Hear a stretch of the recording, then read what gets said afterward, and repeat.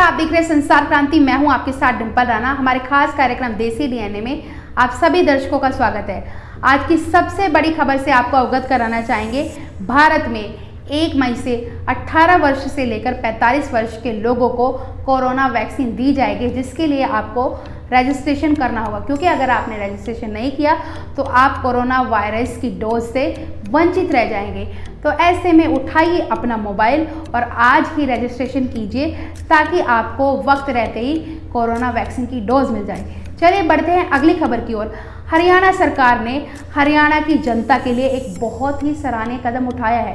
जी हाँ, ऑक्सीजन की आपूर्ति को लेकर हरियाणा सरकार ने जिला स्तर पर हेल्पलाइन नंबर जारी किए हैं, जिसकी लिस्ट आपको संसार क्रांति के पेज पर मिल जाएगी। अगर आपको हरियाणा के किसी भी क्षेत्र में ऑक्सीजन की किल्लत है या मरीजों को ऑक्सीजन की ज़रूरत है, तो आप इन हेल्पलाइन नंबर पर संपर्क कर सकते हैं। इन नंबर पर संपर्क करेंगे तो आपको दिक्कतों का सामना नहीं करना पड़ेगा।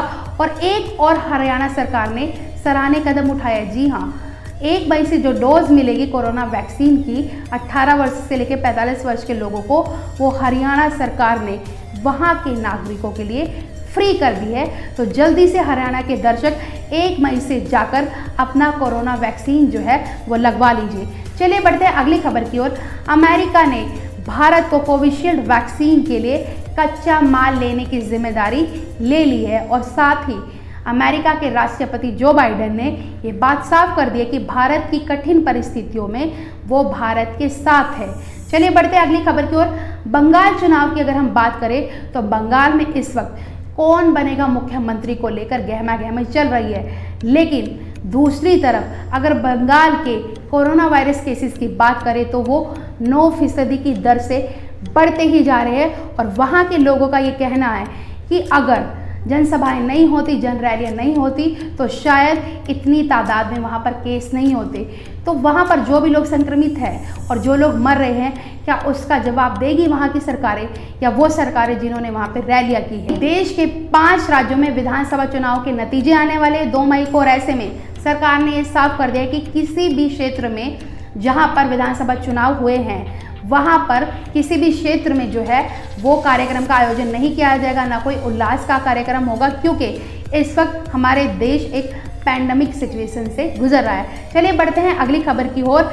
दिल्ली हाई कोर्ट ने केजरीवाल सरकार को कल जमकर फटकार लगाई है। जी हाँ, दिल्ली हाई कोर्ट ने ये बात साफ कर दी है कि केजरीवाल सरकार अच्छे से सिस्टम नहीं चला पा रहे, क्योंकि केंद्र सरकार ने ये बात दिल्ली हाई कोर्ट को बताई थी कि ऑक्सीजन की आपूर्ति तो कर रहे हैं, लेकिन केजरीवाल सरकार सप्लाई ही नहीं ले पा रहे हैं।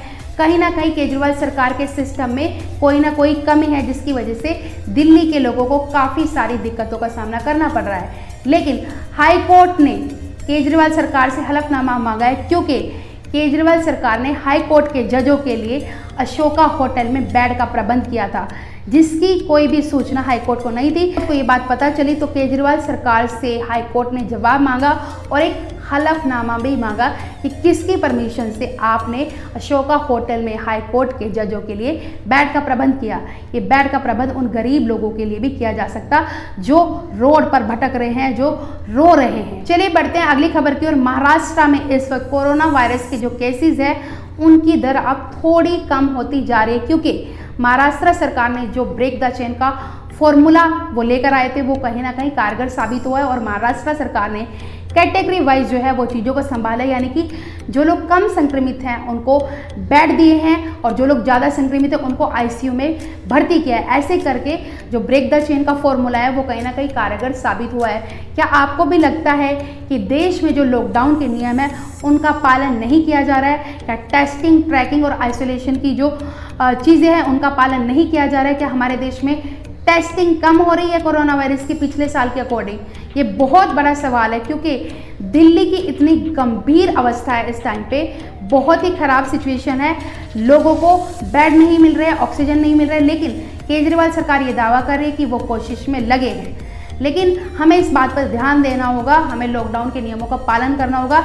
देश के जितने भी लोग हमारा चैनल देख रहे हैं उनसे मैं अपील करना चाहूँगी कि आप सरकार के निर्देशों का पालन करें, आप मास्क को लगा कर ही जाएं। और 1 मई से जितने भी 18 वर्ष से लेकर आप 45 वर्ष के लोग हैं वो कोरोना वैक्सीन की डोज जरूर लें। और जाते जाते एक और खबर से आपको अवगत कराना चाहूँगी, इंदौर के चिरायु हॉस्पिटल में परिजनों और डॉक्टर्स के बीच में हाथापाई हुई, जहां एक तरफ पूरे देश में डॉक्टर्स को फ्रंट लाइन वर्कर माना जा रहा है, वहीं दूसरी तरफ डॉक्टर्स के ऊपर उंगली भी उठाई जा रही है, क्योंकि कहीं ना कहीं डॉक्टर्स जो है वो गरीबों से पैसा वसूल रहे हैं। इंदौर के चिरायु हॉस्पिटल में परिजनों का कहना है कि उन्होंने 20,000 एडवांस दिए थे उस हॉस्पिटल में ताकि उनके पिताजी को बेड मिल पाए, लेकिन जो बेड का चार्ज था वो 3,000 था, लेकिन डॉक्टर्स ने जो बिल बना के दिया है वो 19,000 का बिल बना के दिया है, डिलैक्स बेड का बिल बना के दिया, जो कि गलत है। जब परिजनों ने उनसे लड़ाई की तो डॉक्टर्स और परिजनों के बीच में हाथापाई भी हुई और वहाँ की पुलिस ने भी उनका साथ नहीं दिया, जो कि बहुत शर्म की बात है। क्या आपको लगता है कि देश में कालाबाजारी दवाइयों की, ऑक्सीजन की आपूर्ति हो पाएगी, देश में ऑक्सीजन प्लांट बन पाएंगे, और जो इंजेक्शंस यानी टीकाकरण की जो कमी है देश में, टेस्टिंग की कमी आ रही है, जो आइसोलेशन की कमी आ रही है, वो ठीक हो पाएगी? क्या हमारी केंद्र सरकार इस पर ध्यान देगी? ये बहुत बड़ा सवाल है। इसी के साथ मैं विदा लेती हूँ, लेकिन आप सभी दर्शकों से अपील करना चाहूँगी कि आप अपने घर बैठकर ही सारे काम करें और मई तक शायद इस समस्या का समाधान हो पाए, क्योंकि मई तक जो है पीक पर आ जाएगा कोरोना वायरस। आप सभी लोगों को घबराने की ज़रूरत नहीं है, क्योंकि हमारा चैनल लोगों को डरा नहीं रहा है, अपने दर्शकों को डराएगा नहीं। हम चाहते हैं कि आप सभी लोग हिम्मत से काम लें और इस कोरोना वायरस की जंग में आपकी ही जीत हो। बहुत बहुत धन्यवाद।